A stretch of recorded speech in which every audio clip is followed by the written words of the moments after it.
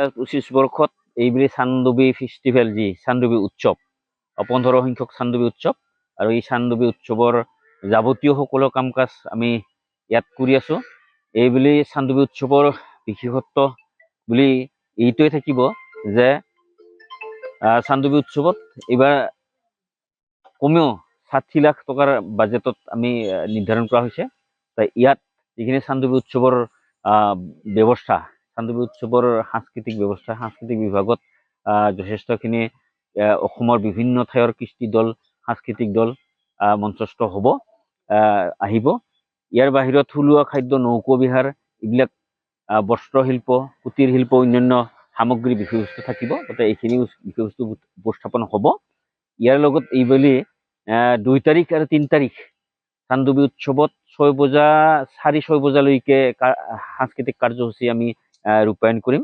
এইটো এইবেলি নতুন, এইকাৰণে প্ৰত্যেক বছৰে আমি 5 বজাত চানডুবি উৎসৱ সামৰণি মাৰো কাৰ্যসূচী।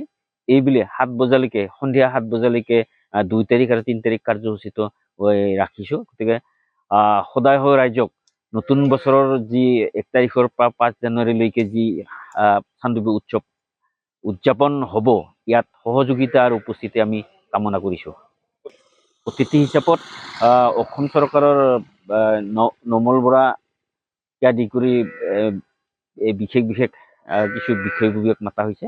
চানডুবিখন এতিয়া আগতকৈ বহুতখিনি হেৰি হৈছে, এই কি কৈছে লেতেৰা আৰু ফুলৰে ভৰি পৰিছে। কিন্তু আমি চাফ চিকুণ সেনেকৈ এইবাৰ তাৰমানে এনেই কৰা নাই, যদিও আমি এনে জান এটা ভেটা গৈছে আমাৰ কাৰণে পানী শুকাই যোৱাৰ কাৰণে। আমি তাতে আগত অলপ পানীটো শুকাই যায় তো এইটো ছিজনত, সেইকাৰণে জানটো ভেটিছোঁ। ভেটি পেলাই আৰু জব কাৰ্ডে অলপ কাম কৰিছে, এনে পিটনি অলপমান হেৰি কৰিছে এনে কেইদিনমানৰ কাৰণে কৰিলে, এতিয়া আৰু বন্ধ কৰিছে কামটো। আমাৰ নাও এতিয়া বহুত কমেই তাৰমানে, এতিয়া বৰ্তমান আমি এতিয়া কম নাৱেৰে আমি চলি আছোঁ তাৰমানে। এনেই আমাৰ মাত্ৰ এতিয়া 35খন মানে নাও আছে না, ৰিপেয়াৰিং কৰি চলি আছোঁ সেইকেইখনকে। ইয়াতে আমাৰ এতিয়া প্ৰতি বছৰে হয় 1 তাৰিখৰ পৰা চানডুবি মেলা। এইবাৰেও ঠিক তেনেকৈ চানডুবি 1 তাৰিখৰ পৰা চানডুবি মেলা 1 তাৰিখৰ পৰা হ'ব, 1 জানুৱাৰীৰ পৰা। এই বছৰ আমাৰ 2015 বৰ্ষৰ চানডুবি উৎসৱ আহি আছে।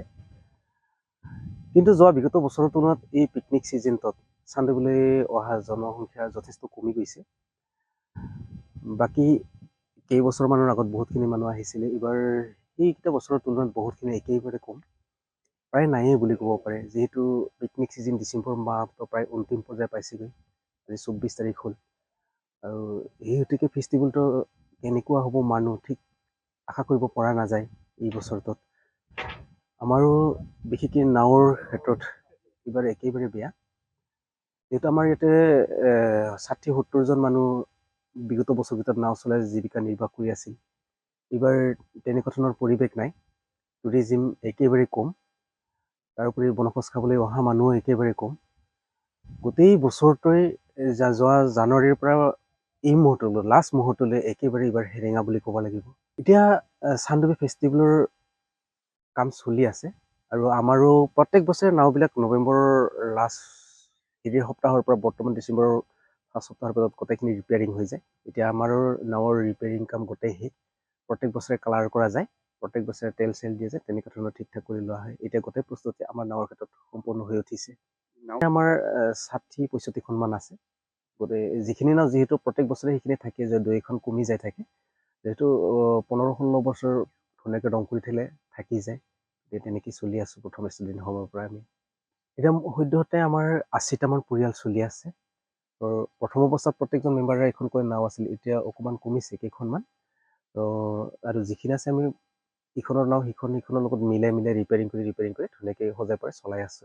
একচুৱেলি আমি ইয়াৰ যিখিনি আমাৰ নাৱৰী আছোঁ, আমাৰ যিখন চানডুবিৰ আশে পাশে লাগি থকা যিখিনি যুৱক আছোঁ, সেই যুৱকখিনি চলাওঁ আমি ইয়াত।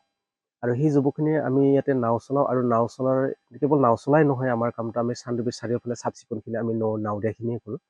পিকনিক স্পটৰে হওক বা ইয়াৰ টুৰিজিম যিটো ছেক্টৰ আছে, গোটেই চাফ চিকুণখিনি কৰোঁ। প্ৰত্যেক ৰাতিপুৱা আমি আহে 9টা বজাত উপস্থিত হৈ 1 ঘণ্টা সদায় প্ৰাথমিক পৰ্যায় হিচাপতে আমি চাফ চিকুণৰ কামখিনি কৰোঁ। তাৰপিছত লাহেকৈ নাও আৰম্ভ কৰোঁ।